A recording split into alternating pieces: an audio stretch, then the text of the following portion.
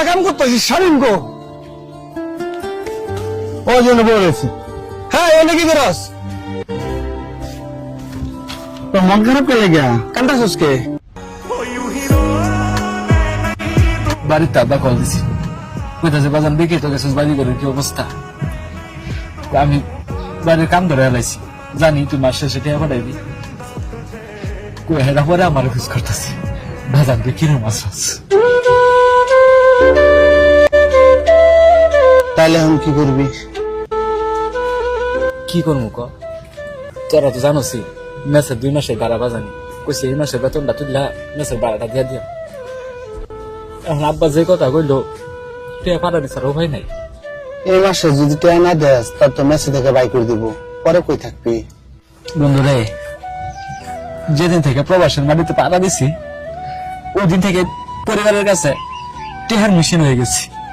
আমরা খাড়ো থাই না মাটির থাই, এটা পরিবারে বুঝে না, পরিবারে খালি বুঝে টেকা টেকা দে।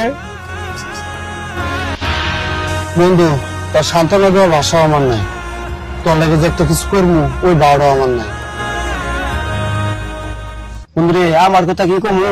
কয়েকদিন আগে মা ফোন দিছে, ফোন দেওয়া কইতাছে তোর ছোট বোনের বিয়া জামাইয়ের একটা মোটরসাইকেল কিনা দেওয়ার লাগে 2 লাখ টাকা লাগবো, যেমনি হোক 2 দিনের মধ্যে 2 লাখ টাকা বাউ করে পাঠা। আমি খালি মারে কইছি যে আসলে মা আমার হাতে আমার তো টাকা নাই, আমার 2 মাস সময় দাও, আমি যেমনি হোক বাউ করে পাঠাই দেবো। মা এটি ফোন নাই, ফোনটা কাটতে দিল। ওদিনের পরে থেকে বন্ধু আমার ফোন দিছে না, আমি অনেকবার ফোন দিছি, ফোন রিসিভ করে নাই।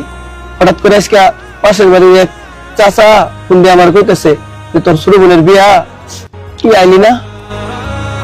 বন্ধুরে প্রবাস জীবনটা আঙ্গ শিখাই দিছে, বুকের ভিতরে কষ্ট রুকাই রেখা মানুষের সামনে কেমনে হাসুন লাগে। বন্ধুরে আসলে প্রবাস জীবনটা বাইরে থেকে যা সুন্দর, ভিতরে নিঃশব্দ কষ্ট আর একাকিত্ব ভরা। আইছিলাম তোর কাছে আমার দুঃখের কথা কোয়ার লেগা, তাই তোর এই যে অবস্থা থাকরে বন্ধু। বন্ধু কি হয়েছে? কি হয়েছে বন্ধু? রাঙ্গের মধ্যে নাই।